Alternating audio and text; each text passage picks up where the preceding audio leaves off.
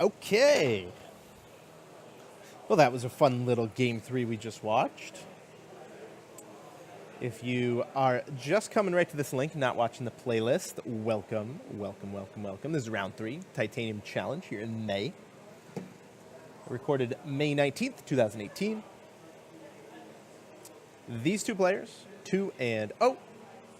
1, unknown to me, Terry St. Onge. I've seen his face, but I have never actually had a conversation with him. He is on the bottom of the screen, where Nate Piercey, a man I am very familiar with, on the top of your screen. Nate, let's take a look at Nate, shall we? There's Nate with his Atari shirt on. Pretty cool. Pretty cool. Nate is 2-0. Nate doing good stuff so far with his burn deck. He's going to fetch up a Sacred Foundry and play a Goblin Guide. Sees a Wurmcoil engine. Goes, oh shoot. Okay, Wurmcoil engine. I better beat you pretty quickly. Goblin Guide drops Terry to 18.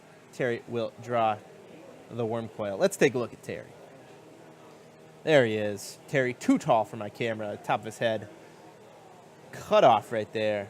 Man, repping the Under Armour. He's playing Tron. He goes, Urza's Mine, Chromatic, Star, your turn. Just the start he wants. He needs a turn 3 Wurmcoil engine in this matchup. That much is for sure.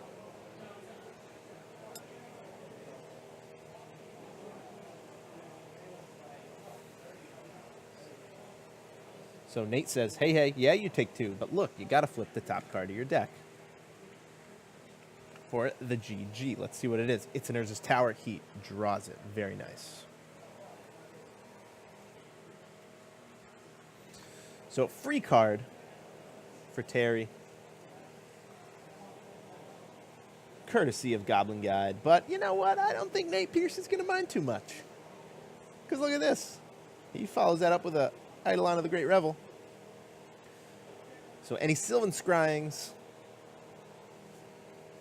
that Terry's going to cast, any Chromatic Stars, any Chromatic Spheres, any Ancient Stirrings, all going to cost him 2 life.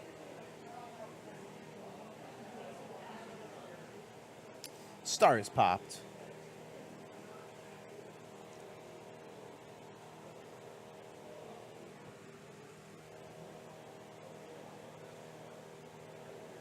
Mana used, Chromatic Star. Ouch!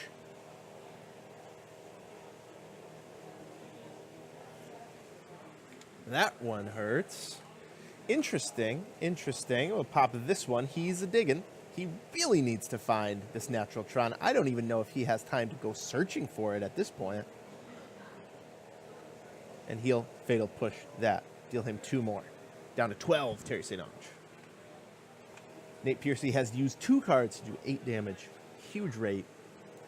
Most excellent.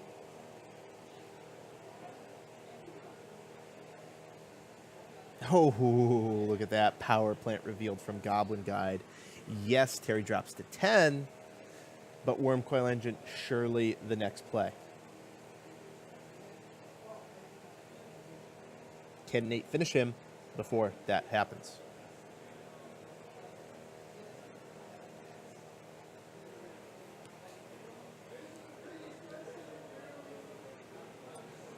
Three mana, here we go. 1 floating. Daddy. Worm Daddy. The Worm Father. Burrow's Charm drops Terry to 6. If Nate had drawn a land, the game would be over. But as it is, he might have to deal with this Wurmcoil. He might have to either take a hit or, like, let's say, bolt his own creature, which is not great. It doesn't feel great, but sometimes you gotta do it. Block, bolt my guide. And this is the downside of the burn deck, right? If your lands and spells don't come out almost perfectly, sometimes you get the shaft. And this time, Nate Piercey certainly receiving His best play here, play Grim, say go. Chump, bolt my creature, which feels terrible. Feels terrible, but what other choice does he have? Didn't draw Skullcrack. No Atarka's Charms.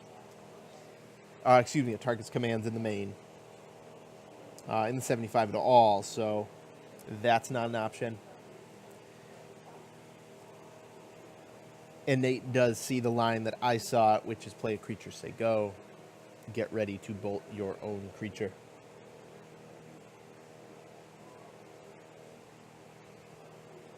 We'll see what Terry can do here. He will crack the star. He'll add a green. He'll have a colorless and a green. 7 mana. Ooh. Ooh. The World Breaker, the unlikely hero.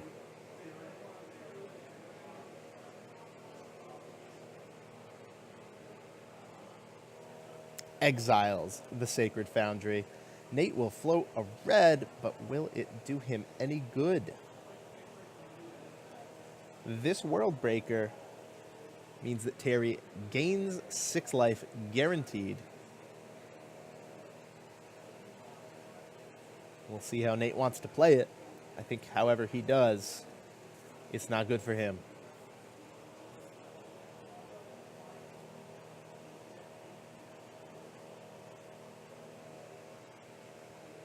So bolted to 3, but immediately gaining 6, going up to 9.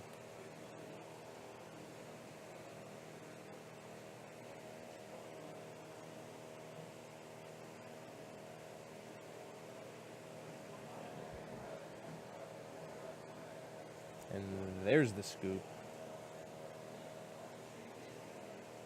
Nate somehow loses that game. His first 2 creatures each dealt 4 damage.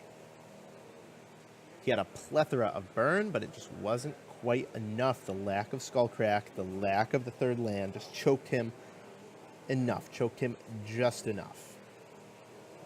So Terry St. takes game 1. I gotta wonder, Terry St. Terry, can't draw much from Terry, right? That's like a, Terrence. That's a pretty standard name. I feel like a lot of nationalities could have that name, but St. I'm in the tank on St. Not really sure about that one. French?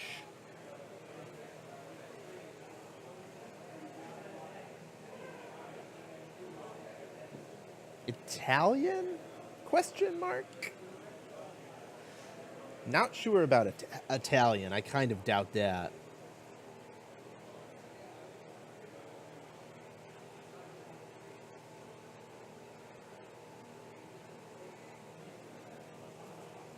Now, if you've somehow gotten to this video without knowing anything about what we're doing here today, we're doing here today, you'll be watching this in the future. You time travel or you. This is the TJ Collectibles Titanium Series, a cash tournament series. Always cash, no booster packs paid out here, no like Journey into Nyx packs that the TO wants to get rid of, no. No, this is a cash series. Today we're giving out $1,000.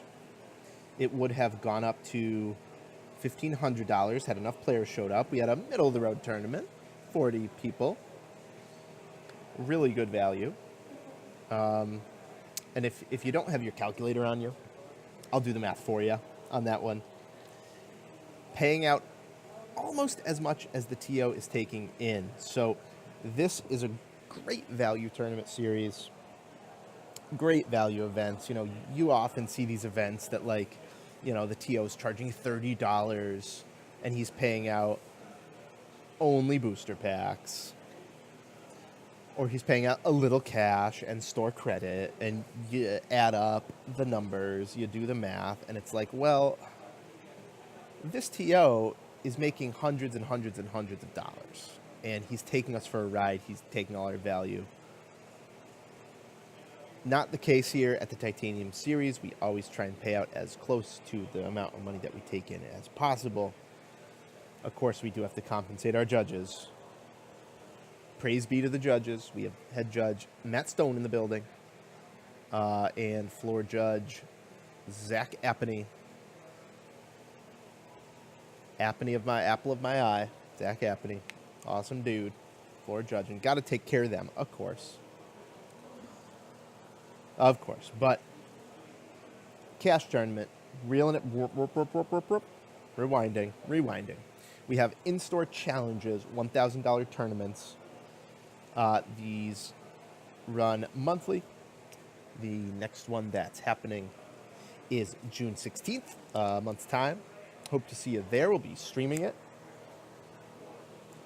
I'll be here doing some commentary. That'll be pretty fun. And also the Plus events, which are usually held in Worcester, Massachusetts, but we are looking to branch out to other cities. These are held at a convention center, the DCU. And these are bigger tournaments. These are either 5Ks or 10Ks. We have a $10,000 tournament coming up in October.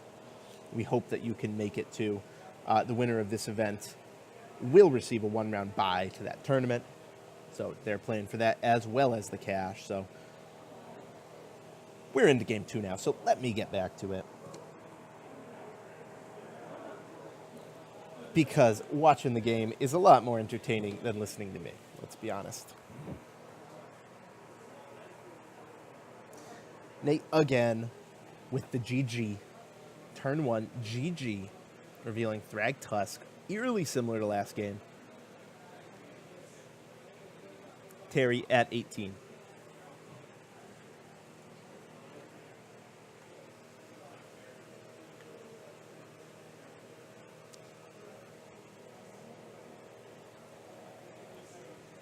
Map go.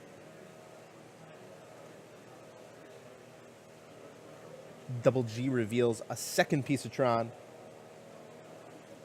Let's see if Nate has another Eidolon. He would love another Eidolon.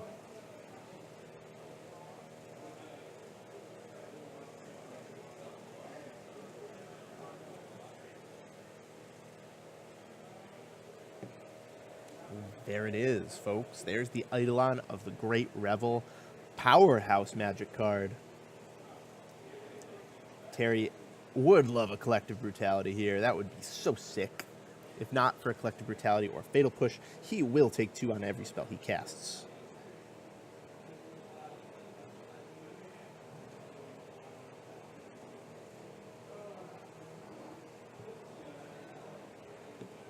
Ugin the Spirit Dragon. Still in the deck post-sideboard. The 8-drop is revealed. And Terry falls to 12. Here we go. Lava Spike. He falls to 9. Nothing but the most efficient burn spells for Nate Piercey. He goes up to 13.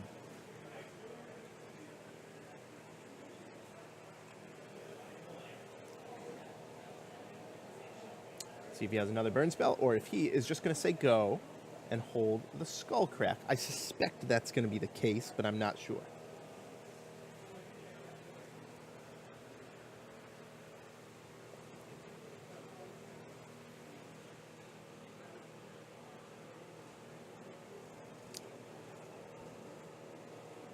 I'd really like to know who signed these Urza pieces of Terry's.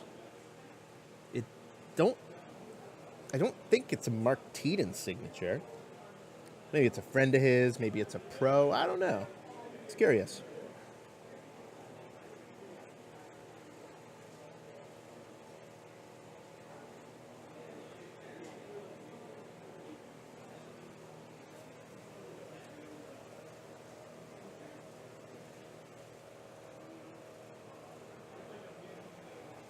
So stars popped. Tron's assembled and green mana. Here's Thragtusk.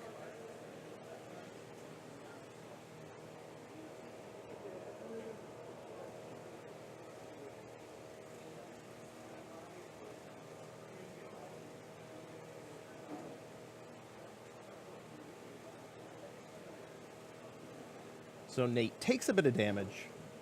Takes 1, goes to 12. He will crack the skull of Terry St. Onge. Got to get him down to 6. Got to stop that life gain.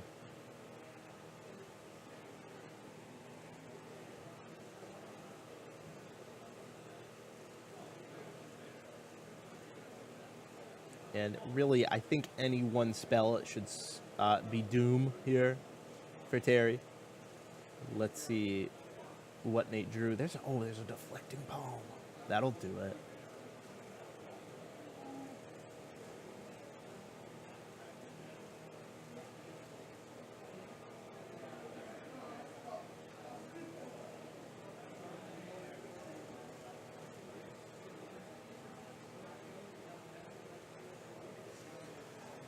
But with the speed at which Nate's playing, maybe not.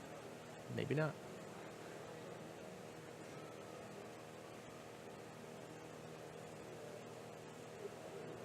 So 2 life, Terry St. Onge. Goblin Guide reveals a Karn. And wow, Nate Piercey, 2 few lands last game, 2 many lands this game. Yeah, he's holding a Path to Exile.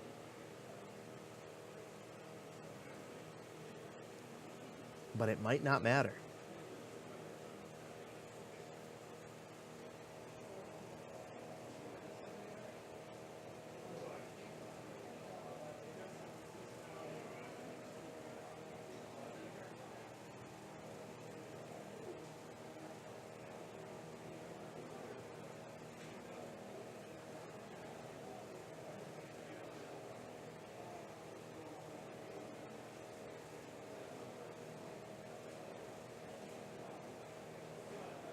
There we go. There's the star. Popping the star.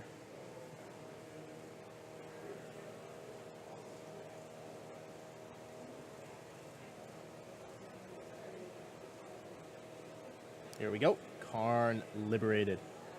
Popping Sanctum. Ooh, what's he gonna find?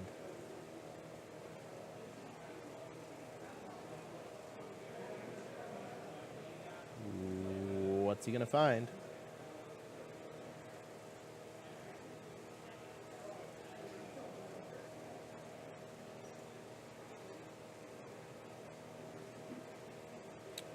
It's the Worm Father. Makes sense.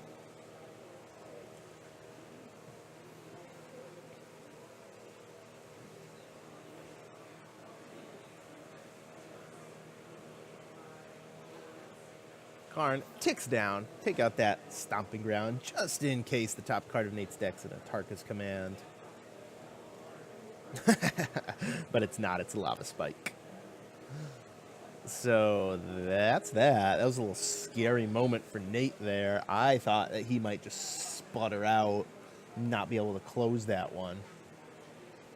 That would have been pretty embarrassing for him, starting on the play again, Goblin Guide into Eidolon, and failing to win.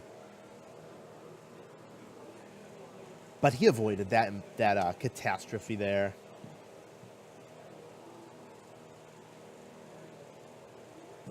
He's got to be pretty happy, you know? He's got to be pretty happy to be playing against the Urzatron deck. Got to think it's a good matchup for him. Tron players are often very scared of fast decks that they can't really interact with, like Infect, Burn. Of course, they do have a little more game against Burn, right? They have Thragtusk, they have Wurmcoil Engine. Collective Brutality, huge.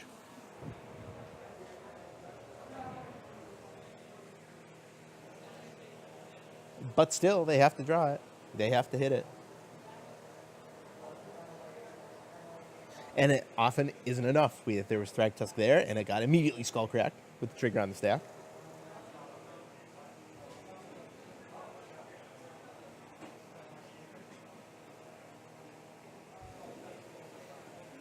So there's that. But that said, this is the first time that Terry gets to be on the play this entire match. Let's see what he can make of it. I see a Tusk, but I also see no land, so he'll throw it back.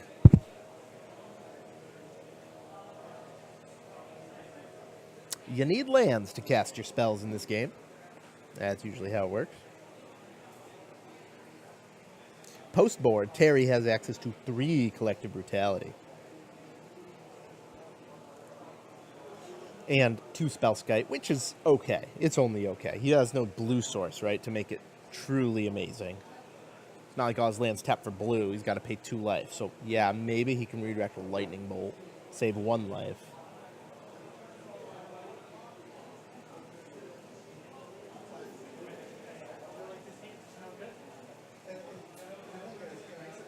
And here we go. He'll go looking for that brutality.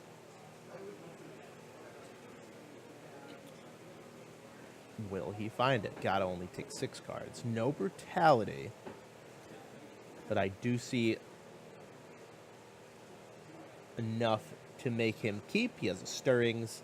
He has a Star. He has a Scrying. I think he might be missing a second land.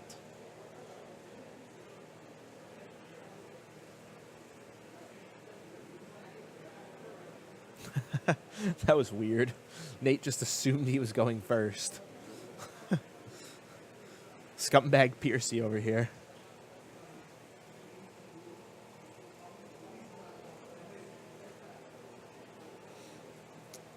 I'm joking, of course. Nate, a good guy. He's a good guy.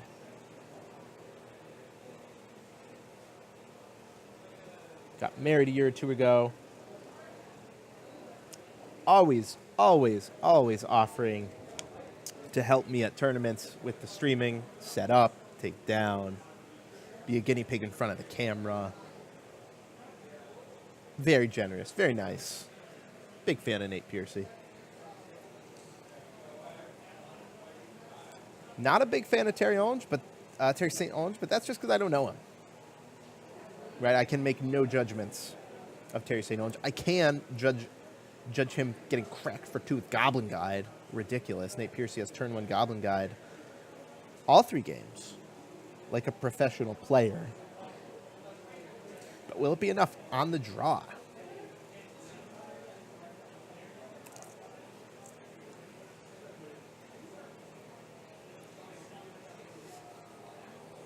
Terry scries. He communes with the forest gods to find an Urza's tower.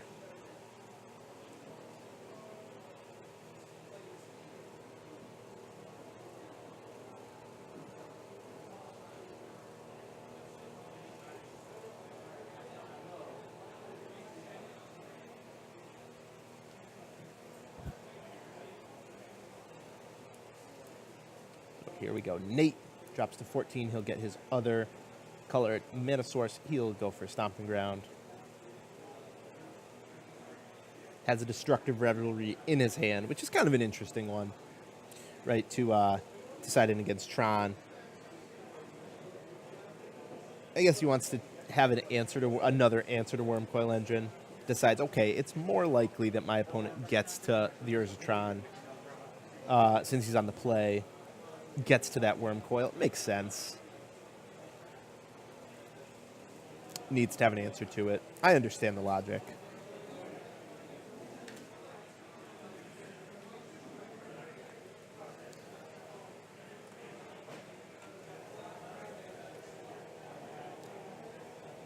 Manic Star immediately popped.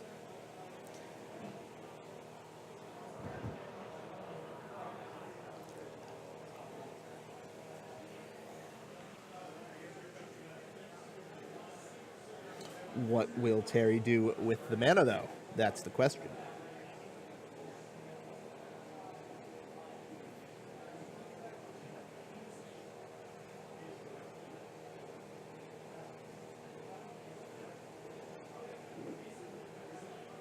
Brutality, of course, the nuts.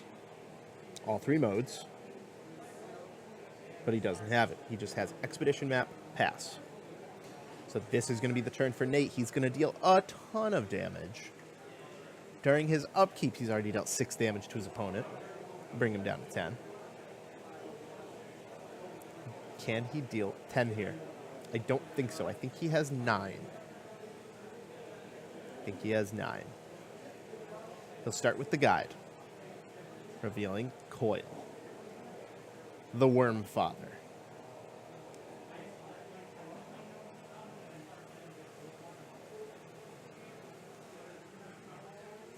Dropping to 8 is Terry.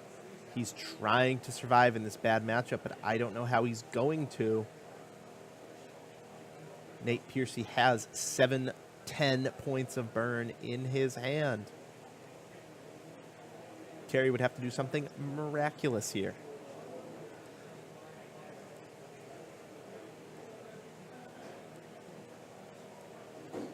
That's not going to do it. Because this is going to be a skull crack.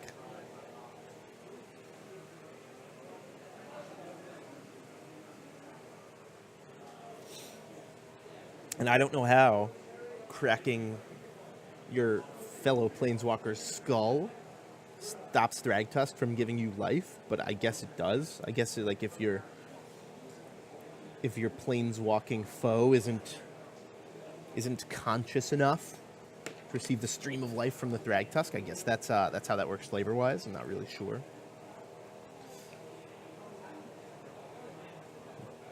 But either way, unless this is a collective brutality, this is like, no, and it's not. This is just an expedition map crack. If it was like star into brutality, then Terry could stay alive. But it's not. It's just expedition map being cracked, going to find a useless land, a Sanctum of Ugin. And Nate, holding the nuts, just has to untap.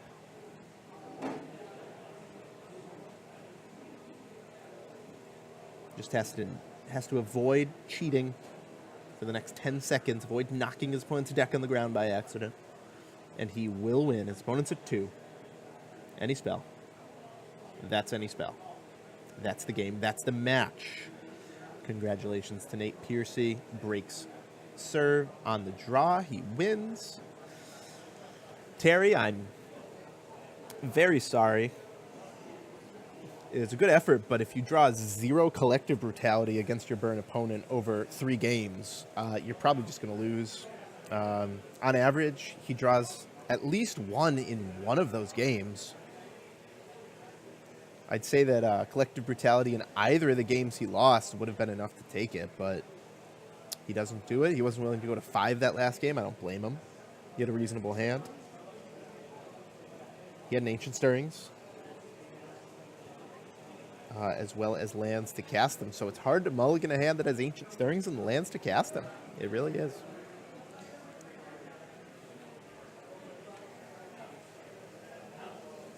So Nate moves on to 3-0. One more win, and he might be able to double draw into the top 8. That'd be pretty cool for him. Get a Titanium Challenge top 8. A 1-round buy at our 10K in October.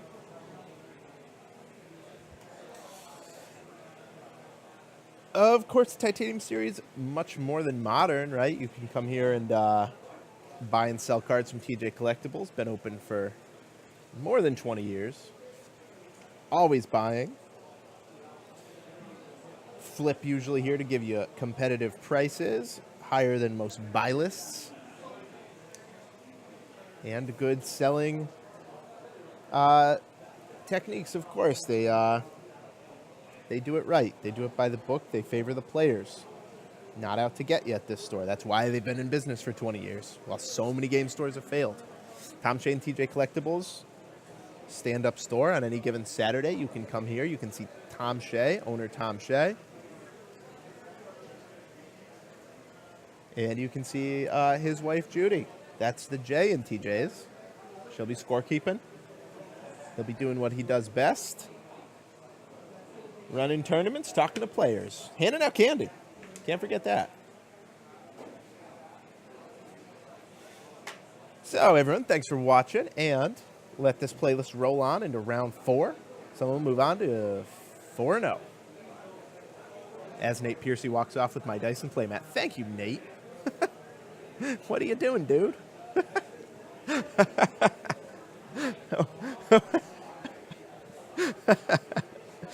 All right, everybody. Thanks for watching. Let me know what you think in the comments. Only get better with your help. Thank you.